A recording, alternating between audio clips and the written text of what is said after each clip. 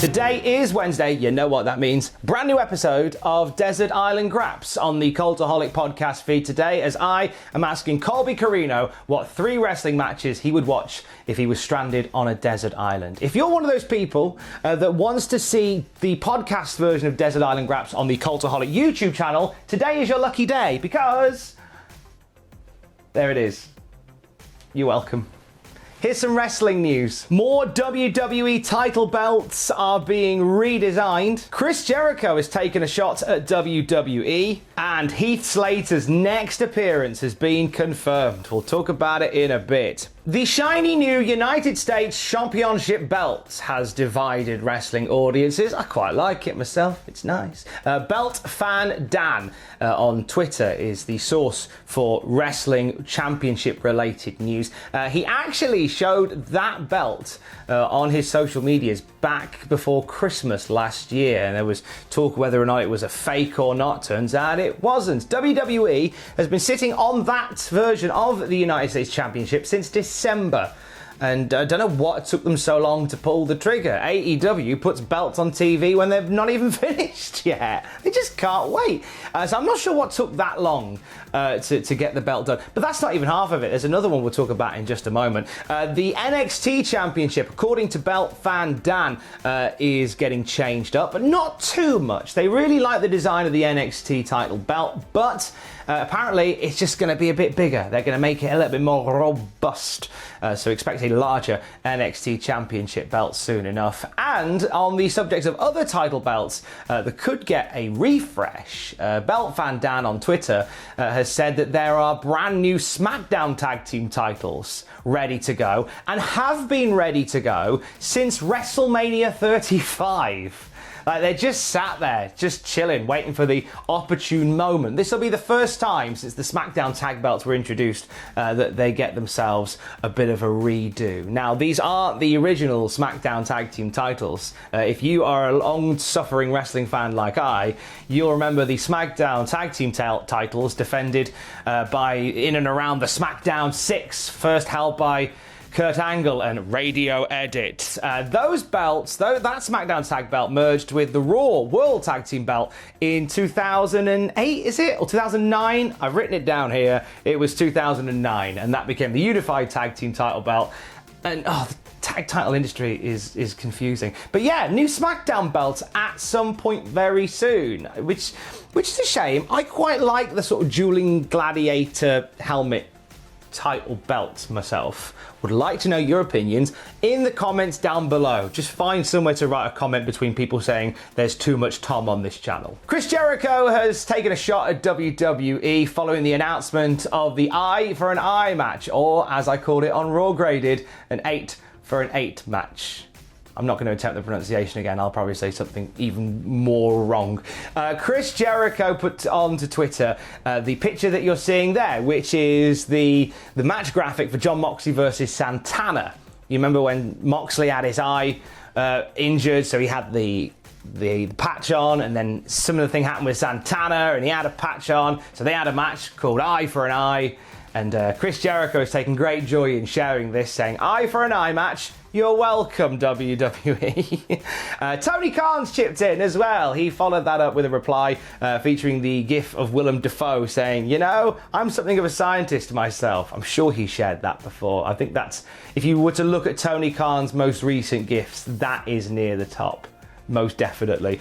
Jericho really does enjoy stirring up the AEW a WWE fan base. He really does. I kind of applaud him for it. It was last Friday when the ratings came out for Fyter Fest Night 1 and Great American Bash Night 1, where we saw Chris Jericho sharing lots of numbers and tables and facts and figures, and he said, "Here's a lesson about television ratings, kids. Last night, AEW Wrestling was number 6 in the 18 to 49 demo. To TV networks and advertisers, it's the only number that matters, and we were up 31% in that area. So once again, AEW Dynamite is the real winner. Wednesday night, and the Wednesday night ratings war." Jericho just enjoys just having a little stir, doesn't he? On the subject of AEW versus Dub, WWE, Triple H was speaking to Sports Illustrated about his decision to put a 2-week NXT special on in the same 2 weeks as the AEW 2-week special. And Triple H says the following: "It is absolutely part of healthy competition. Anyone that thinks it isn't, to a degree, is being naive to the situation. You saw that back in the day when Clash of Champions was counter-programming to WWE's WrestleMania 4 in 1988. At the same time, it can't drive your booking decisions. Obviously, there are counter-programming decisions, but I can tell you exactly how this came about. Almost all of these storylines were headed where they are now. There was a gap, timing-wise, between In Your House and what will become the SummerSlam takeover. And you need a halfway point and a build. This is the halfway point, so it doesn't change our decision-making process. I don't counter-book. I book what's right for NXT." And on the subject of those 2-week specials, they come to a head tonight. We end a fortnight of incredible Wednesday night wrestling with Great American Bash Night 2 and Fyter Fest Night 2. We'll get to Fyter Fest Night 2 in just a moment, but this is how Great American Bash Night 2 shakes down. We're getting Johnny Gargano taking on Isaiah Swerve Scott. They had a bit of a ruckus during the Mia Yim Candice LeRae brawl last week, so it's led to a match between these two. Could be a great eye-opener for Isaiah Swerve Scott. See him mixing it up with Johnny Gargano. Also set for night 2, we're going to get the street fight between Candice LeRae and Mia Yim. They could tear the house down. A 6-man tag, Legado del Fantasma versus Breezango and Drake Maverick. And that winner-take-all match, the North American champion Keith Lee versus the NXT champion Adam Cole. Meanwhile, AEW have night 2 of Fyter Fest. We found out yesterday that Taz and Brian Cage are going to be on the show making an announcement that will send shockwaves through the world of professional wrestling. Intrigued to hear what they say. Taz has just been a force on the mic since becoming a manager. It just suits him down to the ground, so I'm intrigued to hear what he has to say. Kenny Omega and Hangman Page are defending the AEW World Tag Team titles against Private Party. FTR and the Young Bucks are teaming up to face the Butcher and the Blade and the Lucha Brothers. We're still building nicely, spicedly, slowly, catch a tag team match, but for the match between FTR and Young Bucks. When that happens, it will be explosive. Colt Cabana and the Dark Order taking on SCU.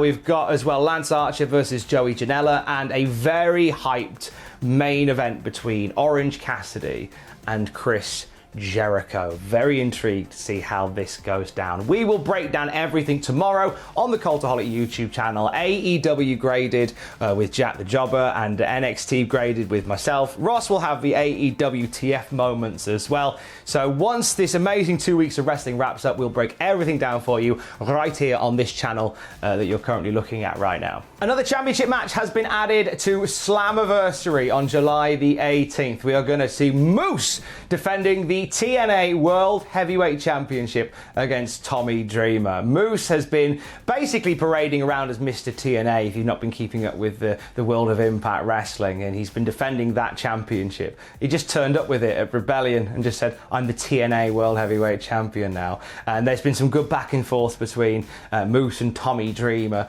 and it's leading to a match at Slammiversary. Genuinely, Slammiversary is shaping up to be a sleeper of a show.